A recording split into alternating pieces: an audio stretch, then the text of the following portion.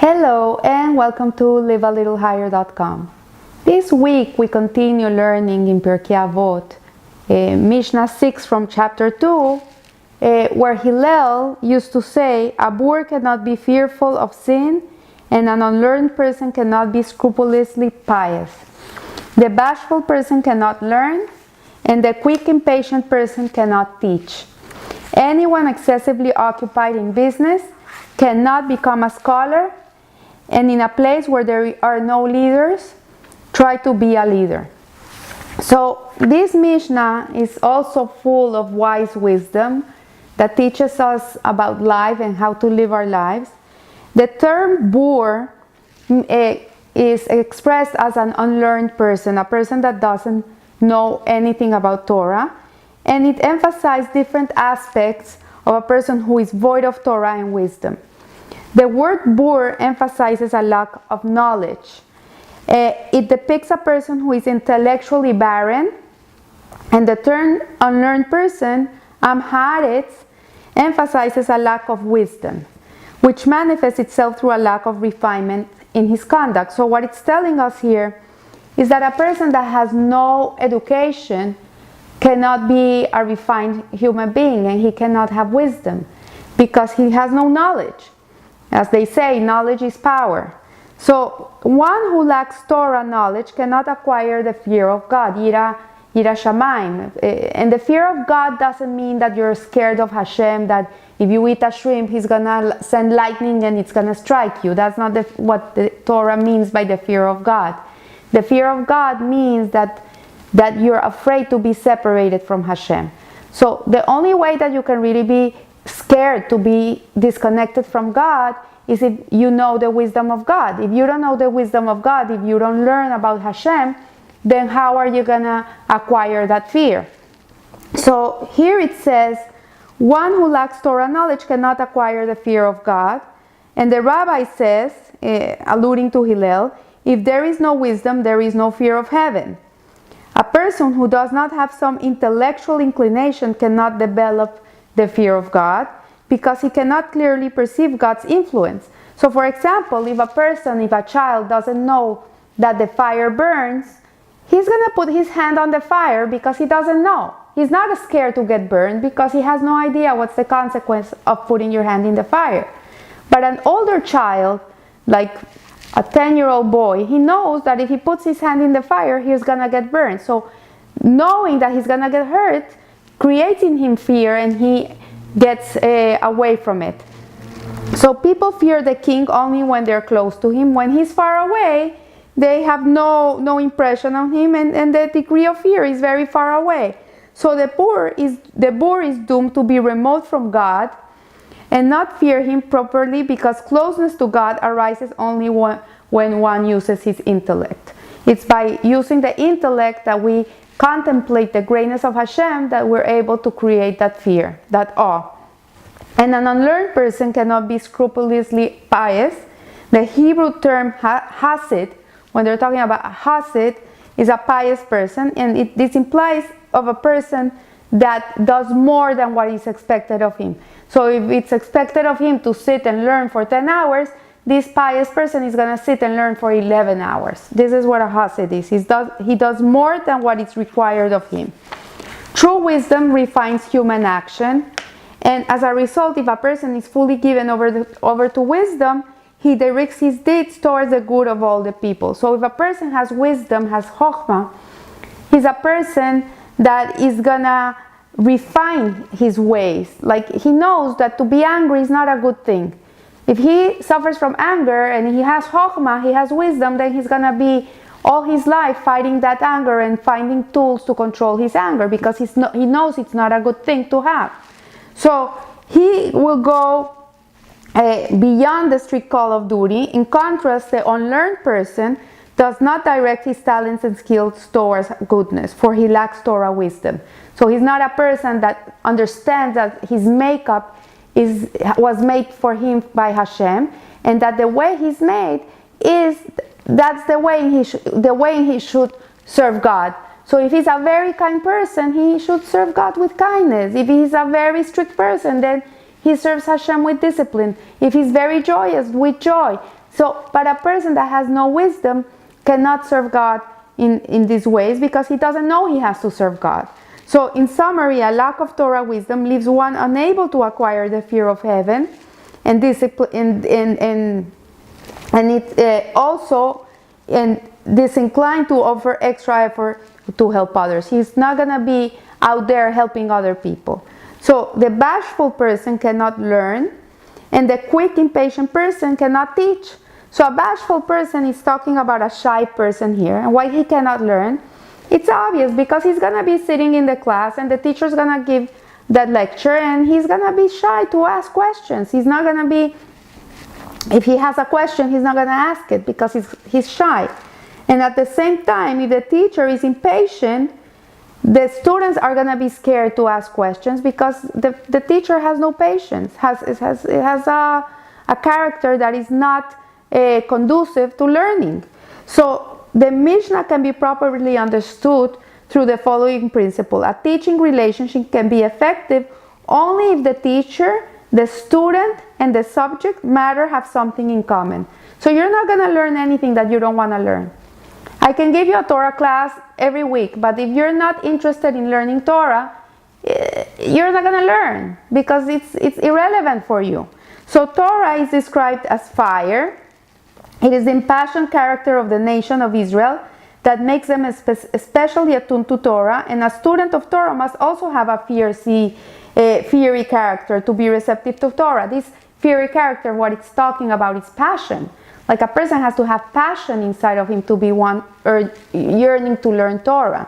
So conversely, a shy personality, which is the opposite of fire, it's like a very calm person, is not receptive to fiery Torah because his spirit is not in harmony with the spirit of Torah. So here it says, and the quick, impatient person cannot teach. As we said before, the student, the teacher, and the subject must share qualities in common. If the student is to be receptive, and then the people he's gonna receive the teaching. But if he's not receptive, he's not gonna learn anything. People are both practical and intellectual. They can relate to the Torah because it is likewise a mix of practical law and fiery intellect. However, if a teacher adds more fire into the Torah learning by being impatient, then this extra fire, what it's going to do is the people that are wanting to learn won't be able to learn because it's going to be intolerable. It's going to be too much. So the metaphor of fire refers to being inflexible and intolerant of anything less than perfect truth. So as it says, the fiery appeals to an intelligent person, demand for precision and truth. A fiery teacher of the fiery Torah demands a thorough and precise grasp of the deed and exacting subject, and that combination is more than most students can bear. So a student that has passion in him, he's receptive to learn. But a teacher that has the fire of Torah and he is very impatient, he adds more fire to the Torah, then the student cannot receive that because it's just too much.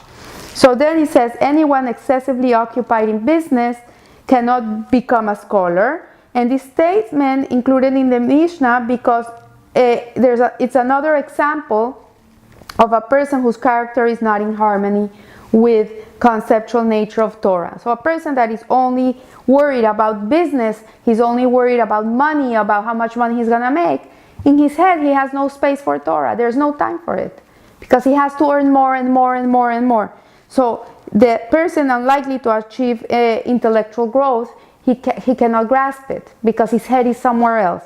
So anyone excessively occupied in business, again the Mishnah warns, who just buy and sell without adding value to the product, it does not apply to those who are artisans or otherwise improve the objects they sell. Like if a person is an artist, then his business is not only the money, it's also his art, it's what he's giving. He's giving something.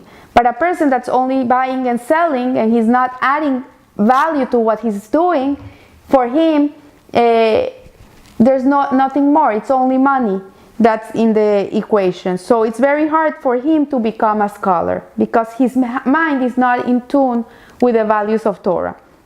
So here it says, one of the ways that Pirkei Avot guides us to achieving spiritual growth is by helping us to understand ourselves. This is the ethic of the fathers. What it does, it helps us refine our character traits because it allows us to understand our character traits. So here it says the people described in this Mishna are simply illustrations of disorders due to neglect of the 4 areas of our existence. We need a healthy intellect, we need a healthy soul, spirit, and we need a healthy body and a healthy approach to material possessions. We need these 4 things, because if we don't have these 4 things, then it's very hard to acquire the wisdom of the Torah. So the intellect, the seichel, is the most spiritual part of a person. The bur, the unlearned person, and the unlearned person manifests the symptoms of an undeveloped intellect. So the person that doesn't learn Torah has a not developed intellect. Therefore, one should strive to acquire wisdom. So these people, they should sit and learn. They should try to learn something. So the spirit nefesh animates the body. The soul is what animates our body. And it's the origin of impatience and temper. So here Hillel illustrates this disorder by describing one whose anger interferes with the teaching Torah.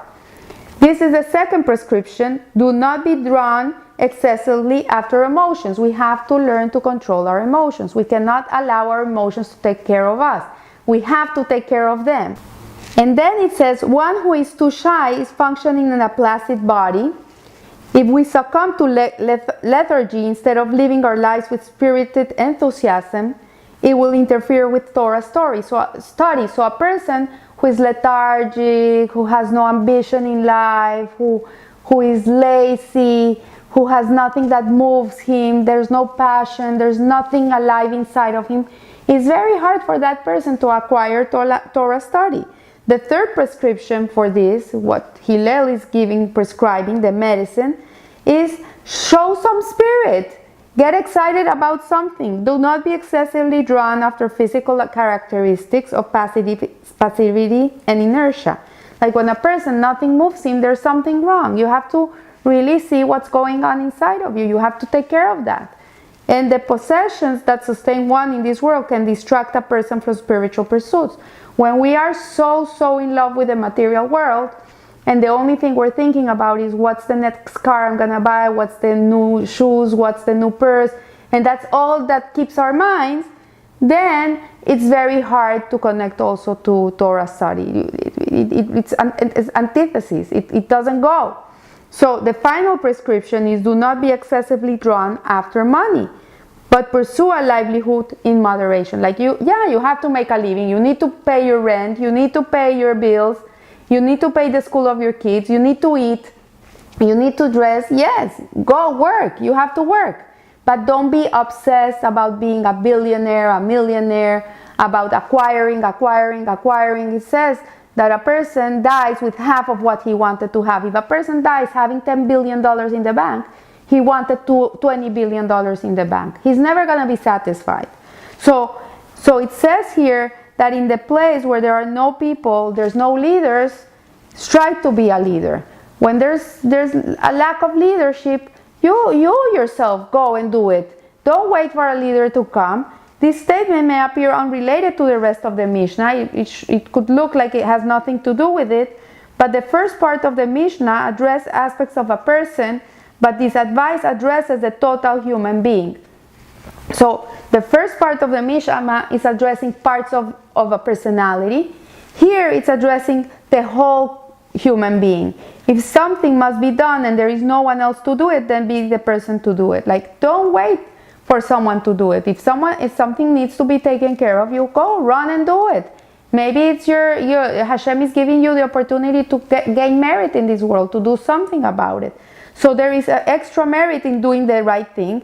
If otherwise, it will not be done at all. So I leave you here.